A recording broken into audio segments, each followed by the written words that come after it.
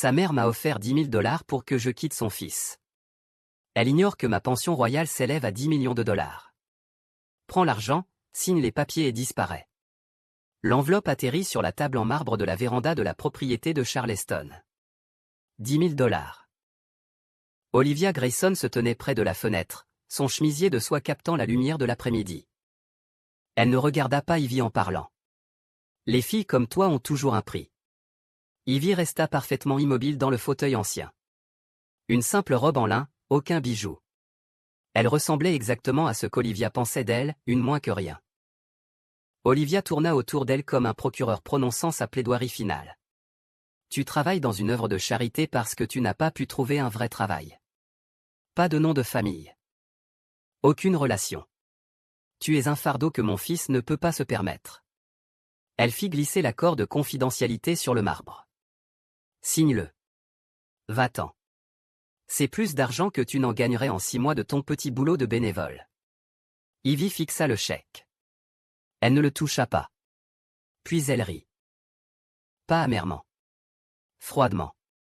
Le genre de rire qu'on entend quand on voit un enfant menacer un lion. Ivy fouilla dans son sac en toile et en sortit un vieux téléphone. Elle composa un numéro de mémoire. 3 sonneries. Votre Altesse, répondit une voix à l'accent britannique. Olivia pâlit. Leur chambellan Finch, dit Ivy d'un ton autoritaire. Exécutez le protocole souverain sur les propriétés Grayson. Toutes. Elles ont échoué au test.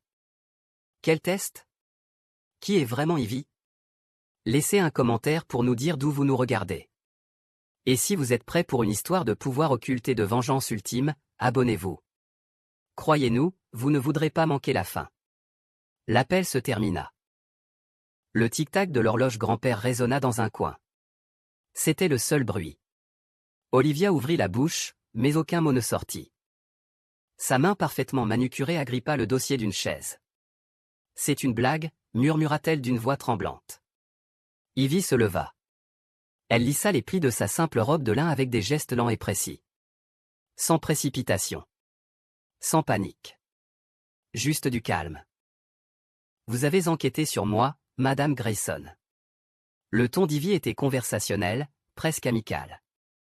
Mais vous n'avez vu que ce que je voulais vous montrer. Le regard d'Olivia se porta sur le téléphone dans la main d'Ivy. La protection d'écran fissurée. La coque éraflée. Qui venez-vous d'appeler? Quelqu'un qui travaille pour moi. Ivy se dirigea vers la fenêtre, dos à Olivia. Vous avez vu une fille sans nom de famille. Sans relation. Une employée d'une association caritative qui a pris le bus pour la vente aux enchères d'art de votre fils à Savannah il y a 3 mois. Elle se retourna. Vous n'avez pas posé les bonnes questions. Je vous ai fait enquêter par une entreprise privée. Je sais. Ivy sourit. Ils ont trouvé exactement ce que j'avais semé. Un appartement en location dans le quartier universitaire. Un poste de coordinatrice de bénévoles dans une association.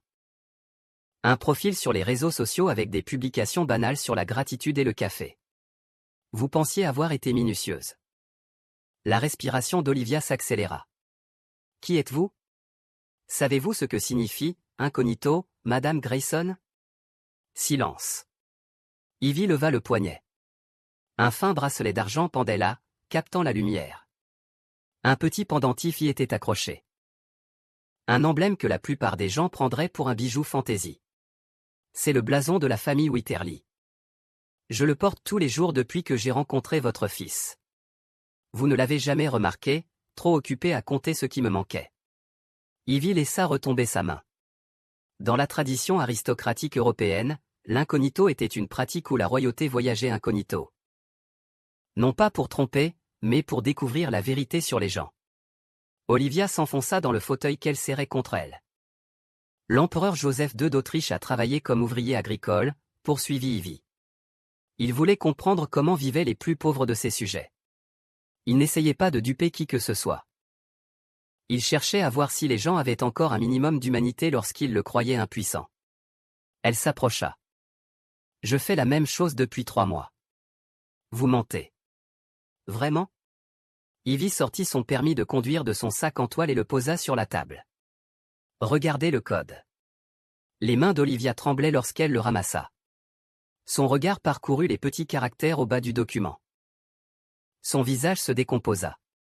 Immunité diplomatique, dit Ivy. Délivrée par le département d'État aux membres de familles royales étrangères résidant temporairement aux États-Unis. Vous l'auriez vu si vous aviez demandé à vérifier mon identité en personne. Mais vous ne l'avez pas fait. Vous avez envoyé un détective privé me photographier à la descente d'un bus. Le document glissa des doigts d'Olivia. Mon nom complet est Princesse Ivy Reminton de la maison Wytherly. 4e dans l'ordre de succession au trône européen. Ma famille possède des domaines souverains sur 2 continents. Mon allocation mensuelle, elle marqua une pause, s'élève à 10 millions de dollars. Olivia eut un hoquet de surprise. Je suis venu à Charleston parce que mon père envisageait un partenariat avec Grayson Maritime, dit Ivy. Un investissement conséquent. Une fusion complète. Votre flotte, combinée à nos routes commerciales, aurait créé un empire transatlantique valant des milliards. Elle prit le chèque de 10 000 dollars sur la table. Elle l'examina. Mais mon père ne fonde pas ses affaires sur des tableurs. Il fonde ses affaires sur le caractère. Le caractère, répéta Olivia d'une voix faible. Il m'a envoyé en mission d'infiltration. Pas pour vérification financière? On a des comptables pour ça. Lui, il voulait une évaluation morale. La voix d'Ivy se durcit. Il m'a dit, l'argent, c'est facile à gagner, Ivy. Le caractère, ça ne s'achète pas. Découvre si les Grayson valorisent les gens ou seulement le profit. Tu viens de me donner la réponse. Les lèvres d'Olivia remuèrent, mais aucun son ne sortit. Tu as vu une fille en gilet d'occasion et tu as décidé qu'elle ne valait rien. Tu lui as offert 10 000 dollars comme si tu faisais de la charité. Ivy déchira le chèque en 2. Le bruit fut strident dans la pièce silencieuse. Vous avez échoué au test, Madame Grayson. Catastrophiquement. Les morceaux du chèque volèrent au sol. Dehors, le faible grondement des moteurs se fit plus fort. Olivia se précipita à la fenêtre. 4x4 noirs remontèrent l'allée bordée de chênes en formation parfaite. Les véhicules avançaient avec précision, sans nuages de poussière, sans crissement de pneus, juste une puissance maîtrisée. Des plaques diplomatiques brillaient sous le soleil de l'après-midi. Le véhicule de tête arborait un drapeau qu'Olivia ne reconnaissait pas. Un bleu profond orné d'un emblème doré en son centre. L'étendard royal Wytherly. Des hommes en costume sombre sortirent des véhicules avant même qu'ils ne soient complètement arrêtés. Leurs mouvements étaient synchronisés, précis. Ce n'étaient pas des gardes du corps engagés par une société de sécurité. Il s'agissait d'agents de protection royale. Le genre d'agents affectés au chef d'État. Les genoux d'Olivia fléchirent. Elle s'agrippa au rebord de la fenêtre pour se stabiliser. 18 minutes, dit Ivy derrière elle. C'est le temps qu'il faut pour mobiliser une escorte diplomatique lorsqu'un membre de la famille royale active un protocole d'urgence. Ils étaient stationnés au consulat d'Atlanta.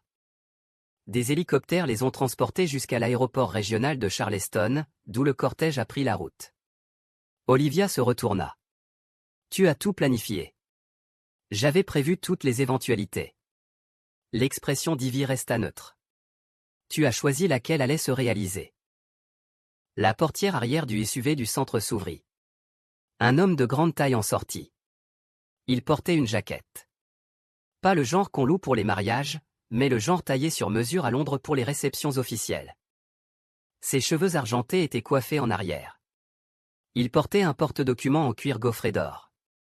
Il s'avança vers la maison avec l'assurance de quelqu'un qui avait consacré sa vie au service de la royauté. Les mains d'Olivia tremblaient. « Qui est-ce » demanda-t-elle. Lord Chambellan Edwin Finch. Directeur financier de la famille Wytherly. Ivy consulta son téléphone. Il gère un portefeuille d'environ 43 milliards de dollars. C'est aussi mon parrain. La porte d'entrée s'ouvrit sans qu'on ait à frapper. Finch entra dans la véranda. Son regard se posa immédiatement sur Ivy. Il traversa la pièce et s'arrêta à 1 mètre d'elle. Puis il s'inclina. Pas un simple hochement de tête. Pas une inclinaison respectueuse. Une révérence solennelle, à partir de la taille, comme on en trouve dans les pièces de la royauté. Sa main droite se porta à sa poitrine. Son bras gauche se tendit légèrement derrière lui. Il maintint la position pendant 3 bonnes secondes avant de se relever.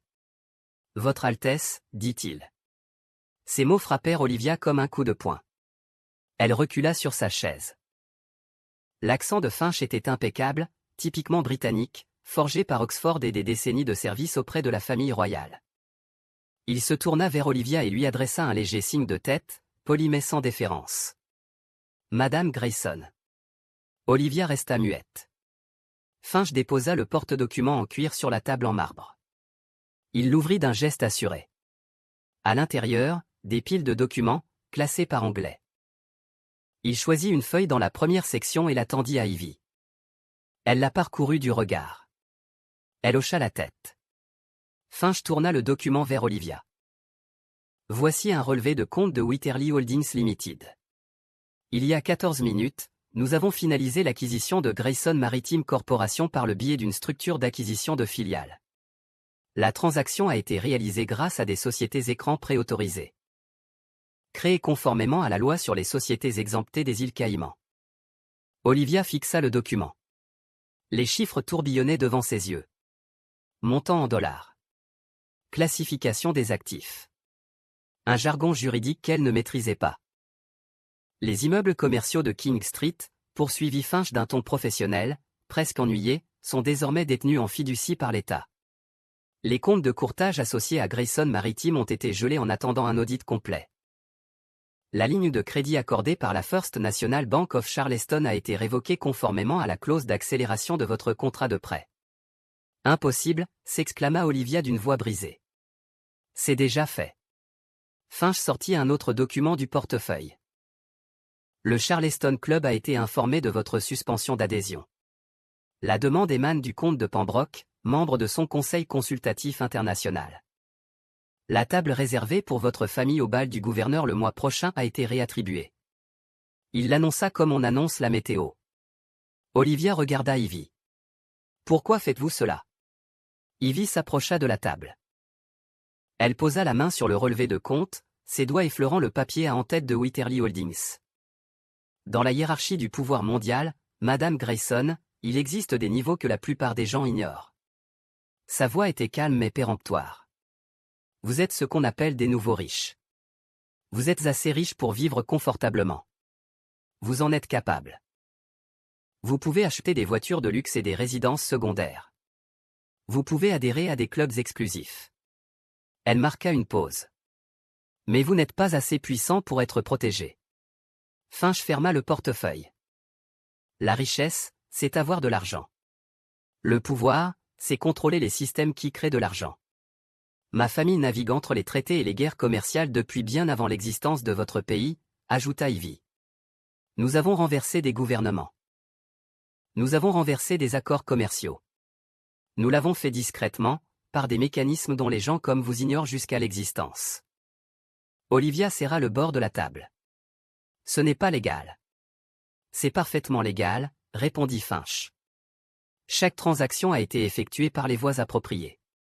Chaque document a été déposé auprès des organismes de réglementation compétents. La Security and Exchange Commission a été informée dans les délais impartis. Il ajusta ses boutons de manchette. Ce n'est pas parce que vous ne comprenez pas le processus qu'il est invalide. Ivy se pencha en avant. Ce n'est pas de la cruauté, Madame Grayson. C'est de l'éducation. Vous avez essayé de me soudoyer avec 10 000 $. Je viens de te montrer à quoi ressemble le vrai pouvoir financier. Dehors, le service de sécurité avait établi un périmètre autour de la propriété. 2 agents se tenaient près de l'entrée principale. D'autres étaient positionnés à des points stratégiques du domaine. Le monde d'Olivia s'était effondré en moins de 30 minutes. Et la responsable se tenait devant elle, vêtue d'une robe à 40 $. Par la fenêtre, une berline argentée s'engagea dans l'allée. Ivy la reconnut immédiatement. La voiture de Damian. Il revenait de sa réunion en centre-ville avec l'autorité portuaire.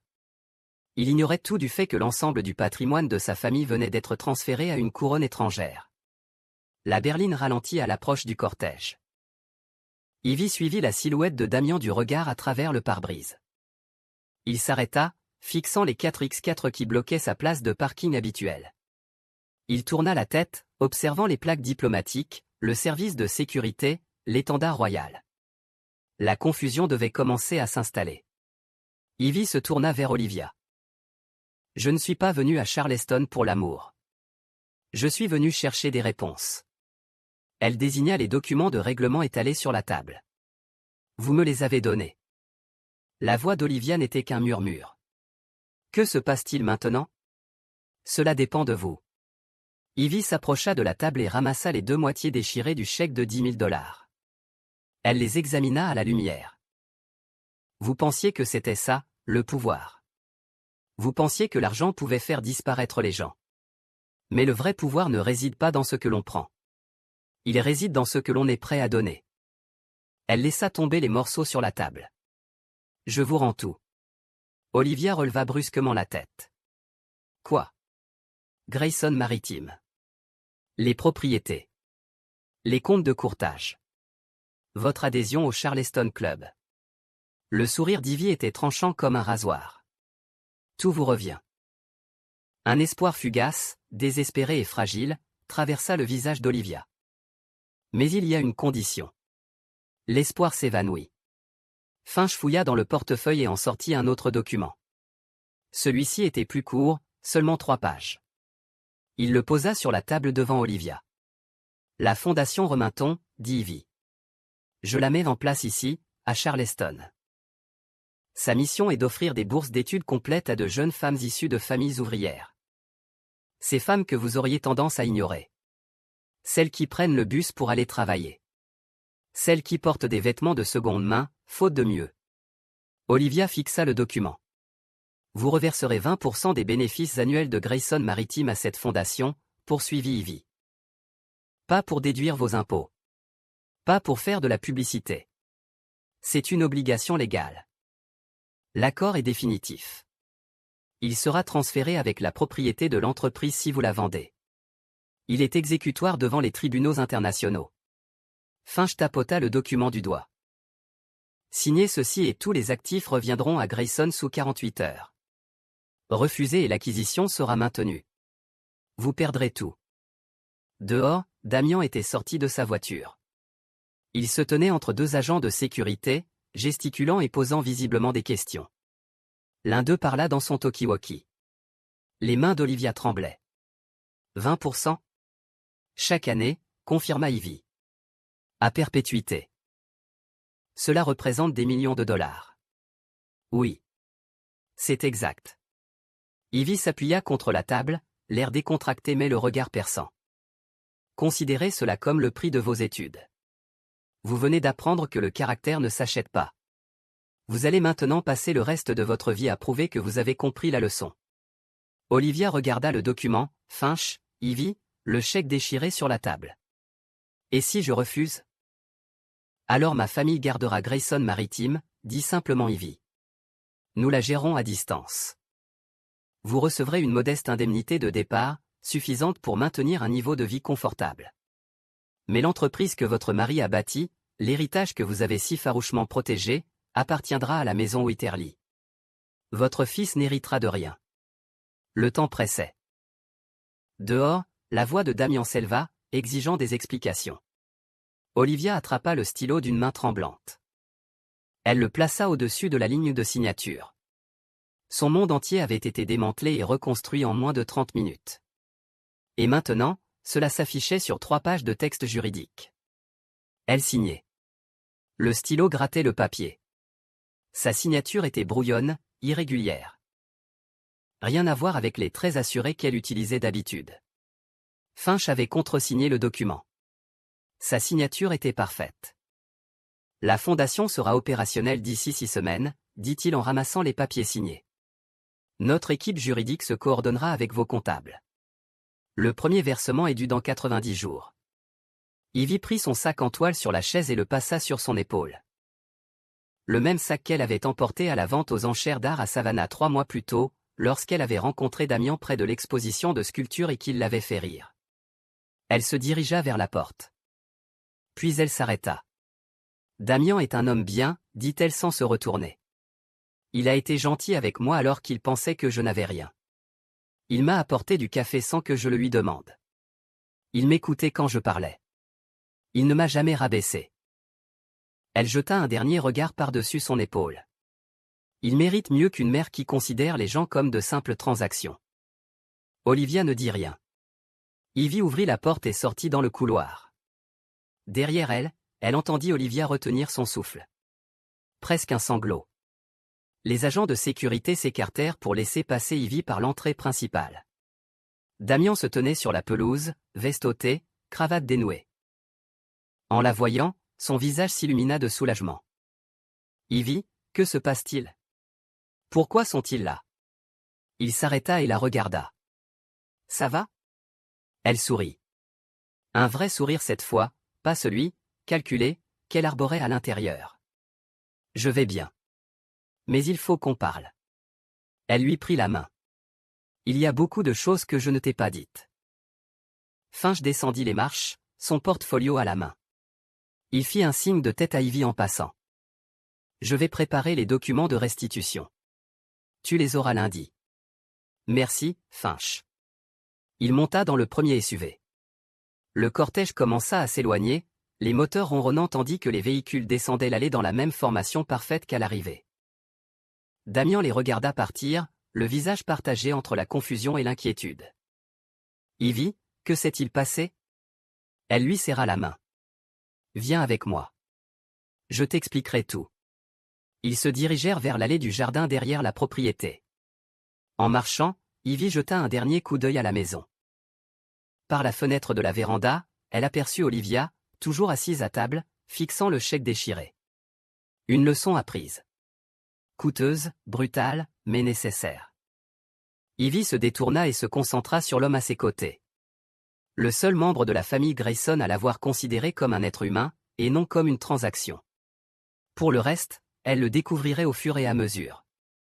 Si vous appréciez ce rebondissement, abonnez-vous. D'autres histoires de pouvoir caché et de douce vengeance vous attendent. L'allée du jardin serpentait derrière la propriété, bordée de magnolias centenaires. Ivy et Damian marchèrent en silence pendant les 50 premiers mètres.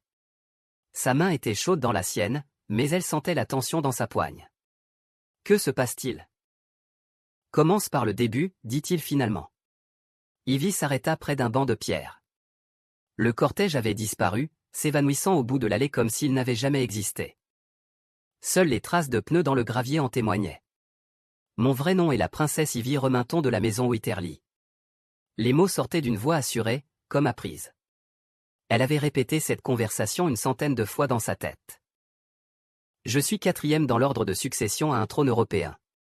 Ma famille possède des domaines souverains sur 2 continents. Le visage de Damian se figea. Ni colère, ni peine, juste un vide.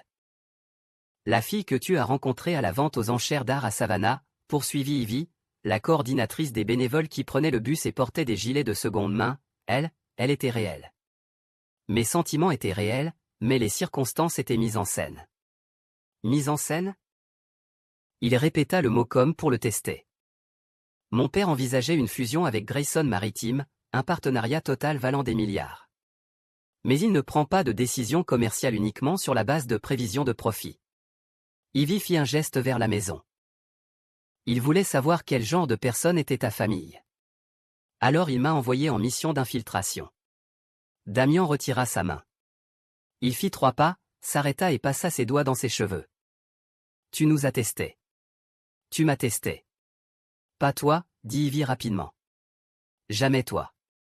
Comment veux-tu que je te croie? Il se retourna. Sa voix était calme, maîtrisée. Tu as menti sur ton identité. Tu m'as laissé te présenter à ma mère en sachant qu'elle il s'arrêta. Qu'a-t-elle fait? Elle m'a offert $10 000 pour que je te quitte. Sa mâchoire se crispa. Elle m'a donné un accord de confidentialité, m'a dit de le signer et de disparaître. Elle m'a traité de boulet. Elle a dit que j'étais une profiteuse qui travaillait dans une œuvre de charité parce que je ne trouvais pas de vrai travail. Ivy garda un ton neutre et factuel. Elle a dit que les filles comme moi ont toujours un prix. Et toi? Tu lui as tout pris. Temporairement. Ivy expliqua le protocole Severin en termes simples. L'acquisition, les comptes gelés, les abonnements suspendus. J'ai tout rendu à une condition, 20% des bénéfices annuels de Grayson Maritime iront à une fondation que je suis en train de créer. Bourse d'études pour les femmes de la classe ouvrière. Damien resta silencieux un long moment. Tu aurais pu simplement me dire qui tu étais. J'aurais pu. Ivy s'approcha. Mais je devais savoir si votre famille privilégiait le caractère ou l'argent. Votre mère a répondu à cette question dès l'instant où elle m'a jeté ce chèque. Et moi? Sa voix se brisa légèrement. Quoi, moi? Vous m'avez traité avec gentillesse alors que vous pensiez que je ne possédais rien. Ivy prit de nouveau sa main. Cette fois, il ne la retira pas. Vous m'avez apporté du café sans que je le demande. Vous m'écoutiez parler de mon travail. Vous ne m'avez jamais rabaissé. Vous n'avez jamais cherché à savoir ce que vous pouviez obtenir de moi.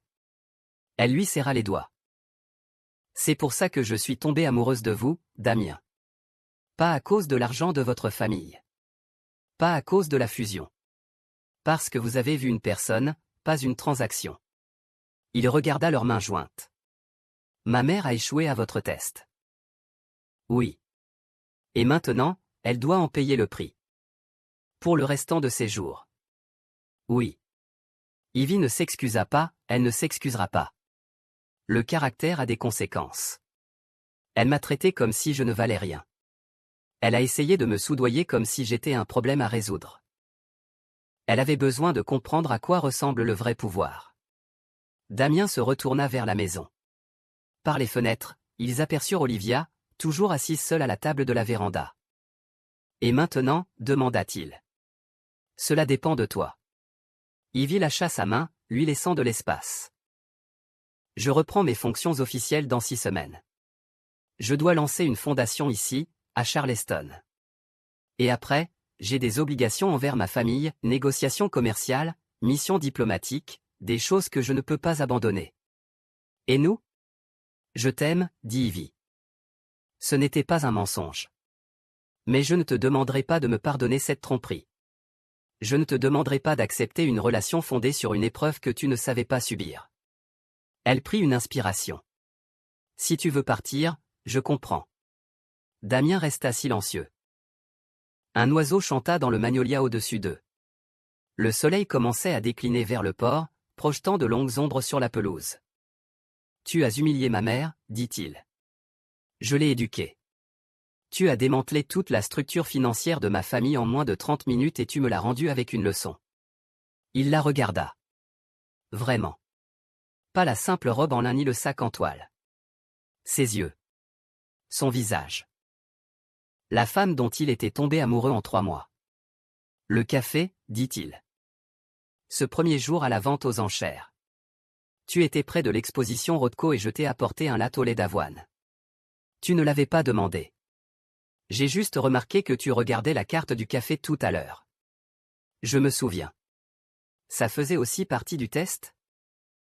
Voir si je remarquerais les détails. Non.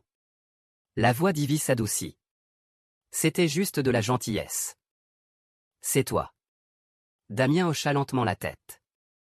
Il regarda de nouveau la maison, le jardin, le chemin qu'ils avaient emprunté ensemble des dizaines de fois ces 3 derniers mois. Et maintenant, demanda-t-il. Tu vas tout me dire. Ta vraie vie. Ta famille. Tes obligations. Plus de secrets. L'espoir vacilla dans la poitrine d'Ivy. Et je vais décider, poursuivit-il, si je peux construire une relation avec quelqu'un qui a le pouvoir de détruire tout ce que je connais en 18 minutes. Il croisa son regard. Mais je ne m'en vais pas. Pas encore. Ivy expira. Elle ne s'était pas rendue compte qu'elle retenait son souffle. D'accord, dit-elle. D'accord. Ils restèrent là, dans la lumière déclinante. Le domaine derrière eux. L'avenir incertain, mais plus impossible. 6 semaines passèrent. La galerie historique de Charleston avait été transformée pour l'occasion. Des rangées de chaises faisaient face à une estrade sobre. Pas de décorations excessives. Pas de fontaine de champagne.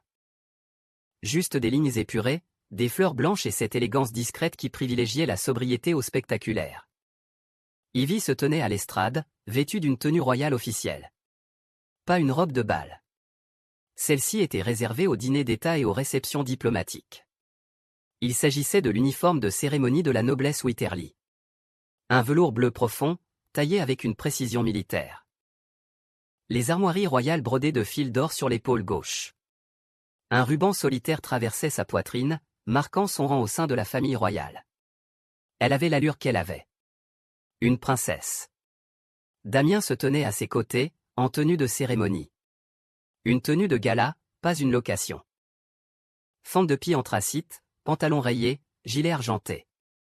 Il l'avait fait confectionner sur mesure en 3 jours, lorsqu'il avait compris les exigences de la cérémonie. Son posture était droite.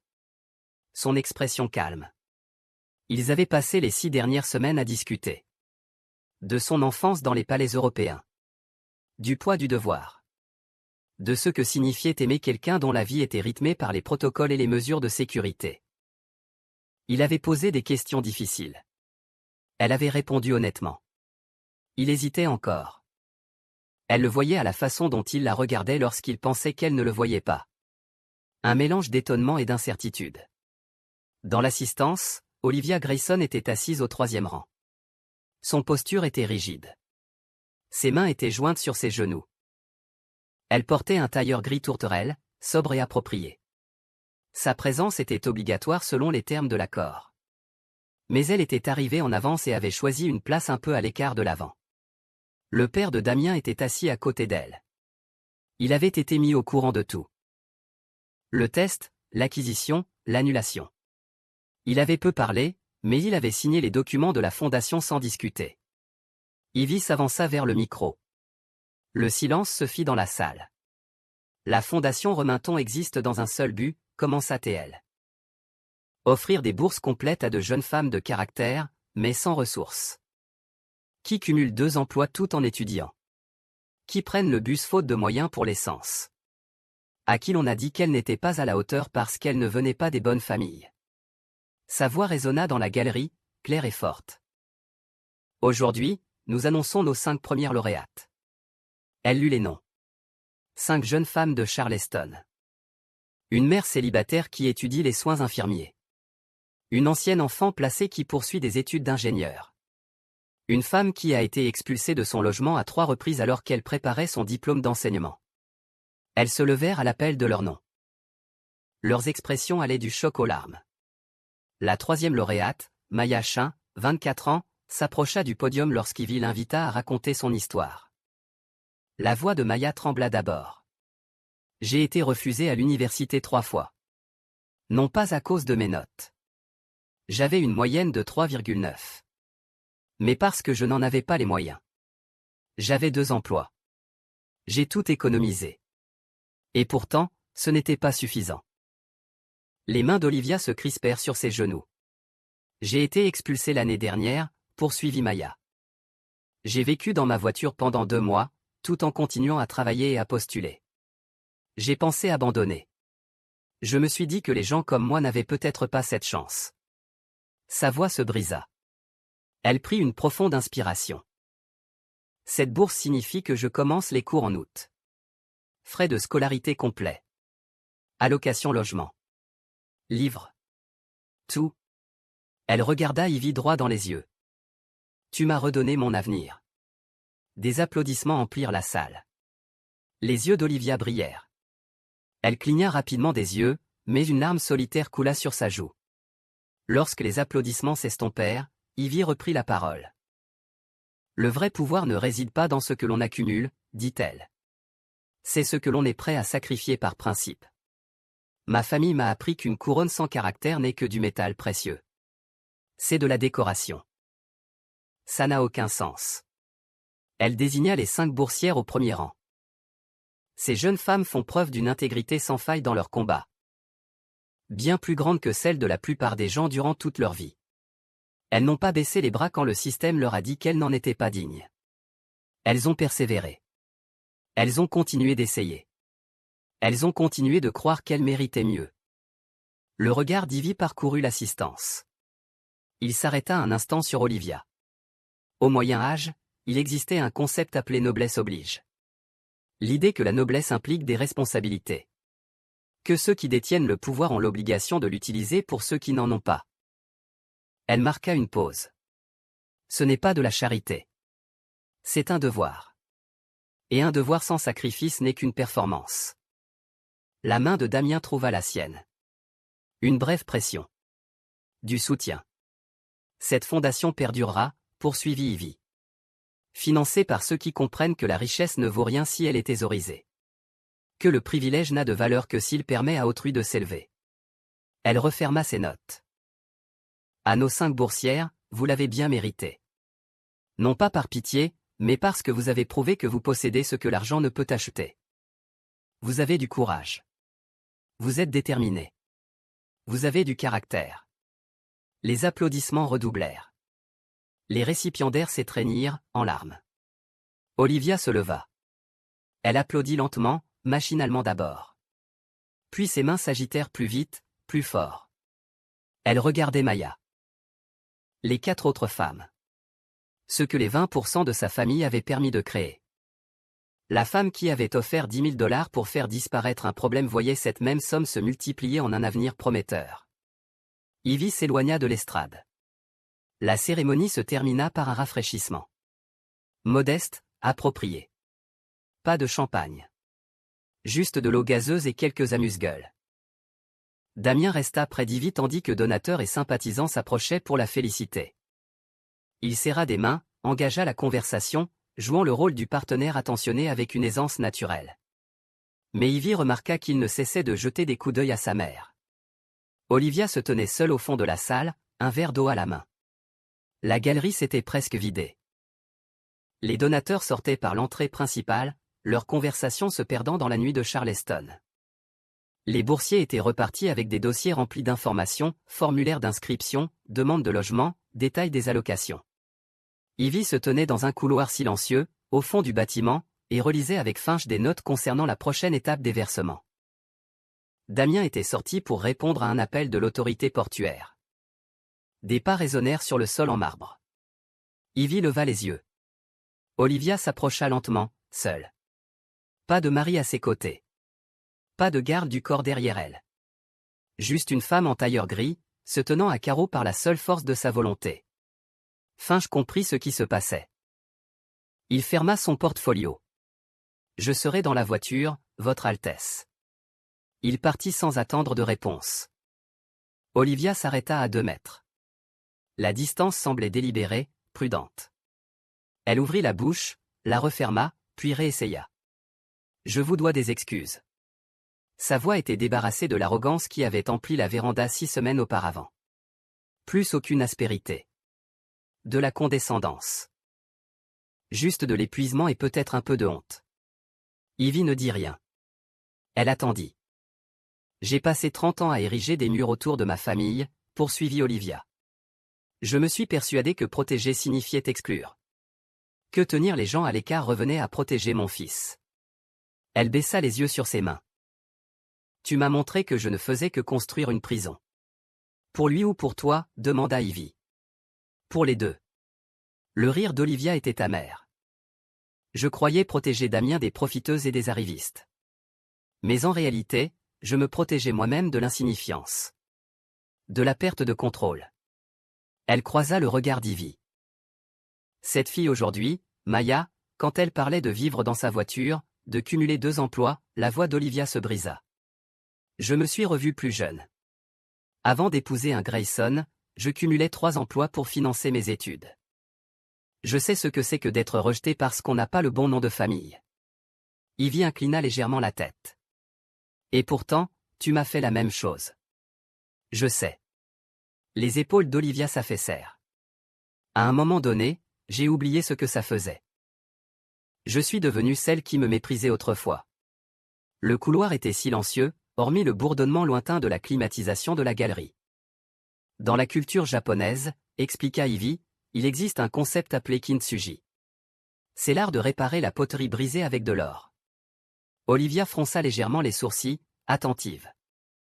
Lorsqu'un bol ou un vase se brise, au lieu de le jeter ou d'essayer de dissimuler les fissures, les artisans les remplissent de laque mélangé à de la poudre d'or. Les fissures ne sont pas cachées. Elles sont mises en valeur. Sublimées. Ivy s'approcha. La philosophie est que l'objet acquiert plus de valeur du fait de sa brisure. Les dommages font partie de son histoire. La respiration d'Olivia se fit irrégulière. Vous avez été brisée par votre propre peur, Madame Grayson. La peur de perdre votre statut. La peur d'être à nouveau vulnérable. La peur que votre fils choisisse quelqu'un que vous ne pouviez pas contrôler. La voix d'Ivy était ferme, mais pas cruelle. Mais vous pouvez vous reconstruire. Avec quelque chose de plus fort que l'orgueil. Comment? Le mot sortit à peine audible. En se souvenant d'où tu viens. En choisissant d'aider les autres à s'élever au lieu de les rabaisser. Ivy désigna la galerie principale où s'était déroulée la cérémonie. Tu as signé un chèque aujourd'hui qui changera 5 vies. C'est un début. Olivia hocha lentement la tête. Elle s'essuya les yeux du revers de la main. Un geste maladroit qui l'aurait horrifié 6 semaines plus tôt. Veux-tu épouser mon fils? Demanda-t-elle. Ivy sourit. Ce n'était pas un sourire acerbe, cette fois. Juste sincère. Ce n'est plus à toi de décider. C'est à Damien et moi. Je sais. Mais je te le demande quand même. On y réfléchit encore, dit Ivy. Il essaie de comprendre ce que signifie être avec quelqu'un qui a une protection rapprochée et des obligations diplomatiques. Quelqu'un qui ne peut pas simplement être sa petite amie. Quelqu'un dont la vie est rythmée par le devoir. Elle marqua une pause. Mais je te préviens, si on se marie, ce ne sera pas grâce à ton accord. Ce ne sera pas parce que vous avez enfin décidé que je suis digne du nom de Grayson. Olivia tressaillit. Ce sera parce qu'il a choisi l'amour plutôt que l'héritage, poursuivit Ivy. Parce qu'il a vu qui je suis vraiment, alors que je n'avais rien d'autre à lui offrir que moi-même. Et c'est une leçon que vous lui avez apprise, Madame Grayson. En lui montrant exactement ce qu'il ne faut pas devenir. Ces mots tombèrent comme des pierres sur l'eau calme. Olivia les encaissa sans protester. Sans se défendre. Elle hocha simplement la tête. Je le mérite. Oui. Tu le mérites. Elles restèrent dans le couloir. La distance entre elles était toujours présente, mais d'une certaine manière moins hostile qu'auparavant. La fondation a besoin de bénévoles, dit Ivy. Des personnes qui peuvent accompagner les boursiers. Les guider. Être présente pour les soutenir dans les épreuves que Maya et les autres traversent. Olivia leva brusquement les yeux. Vous voulez que je sois bénévole? Je veux que vous choisissiez qui vous voulez devenir. Ivy ajusta son uniforme de cérémonie. Le fil d'or captait la lumière. Vous pouvez signer les chèques et partir. Ou alors, tu peux investir pour devenir quelqu'un dont Damien puisse être fier. Quelqu'un que Maya pourrait regarder et se dire, elle comprend. La gorge d'Olivia se serra. J'y réfléchirai. Bien. Dehors, la voix de Damien résonna dans le couloir. Il disait au revoir à quelqu'un, raccrochait. Olivia redressa les épaules. Elle lissa sa veste. Elle remettait son armure, mais elle lui allait différemment maintenant. Plus ample. Moins rigide. Merci, murmura-t-elle. De ne pas nous avoir complètement détruits. Tu aurais pu. Je sais. L'expression d'Ivy était neutre. Mais la vengeance n'est pas la justice. Et la justice sans possibilité de rédemption n'est que cruauté. Damien apparut au bout du couloir. Il vit sa mère, vit Ivy, et hésita. Olivia s'approcha de lui. Elle s'arrêta. Elle posa une main sur son bras. Elle est bonne pour toi, dit Olivia. Mieux que je ne voulais l'admettre. Elle continua son chemin vers la sortie. Damien la regarda partir, puis se tourna vers Ivy, les sourcils levés. Ma mère vient-elle de nous donner sa bénédiction? Non, répondit Ivy. Elle nous a donné sa soumission. Il y a une différence. Il s'approcha d'elle, les prenant tous les deux. Ses mains. Et ça suffit? Pour l'instant. Ivy lui serra les doigts. Le reste dépend de nous. Certaines leçons ont un prix. Certaines transformations en valent la peine. Quel moment vous a le plus marqué? L'insulte à 10 000 $ ou la revanche à 20%? Laissez un commentaire ci-dessous et dites-nous d'où vous nous regardez. Et si vous avez envie de découvrir d'autres histoires où les sous-estimés triomphent et où les puissants apprennent à leurs dépens, abonnez-vous. Plein d'autres histoires arrivent bientôt.